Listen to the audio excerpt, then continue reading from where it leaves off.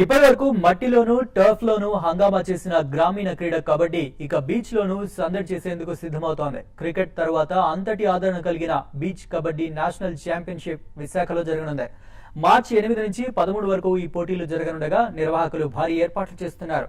టోర్నీకి సంబంధించి ప్రమోషనల్ వీడియోను ఏపీ అటవీ శాఖ మంత్రి బొజ్జల గోపాలకృష్ణారెడ్డి, టాలీవుడ్ స్టార్స్ ఆది అదా శర్మ ఇవాళ విడుదల చేశారు. త్వరలోనే బీచ్ కబడ్డీ కూడా అత్యున్నత స్థాయికి చేరుకునేలా తమ వంతు కృషి చేస్తామని బొజ్జల తెలిపారు.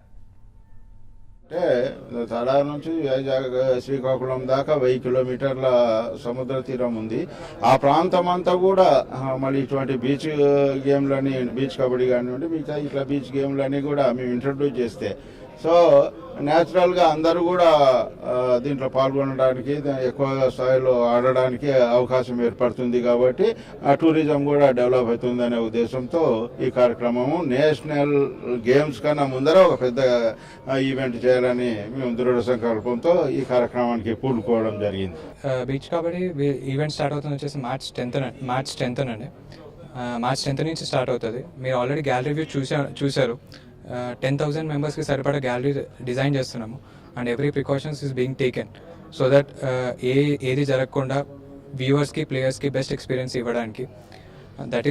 That is the main thing we want to do it. We want to take it more in to the people and get awareness about the beach kabaddi. Officials నుంచి ఫుల్ సపోర్ట్ ఉందండి.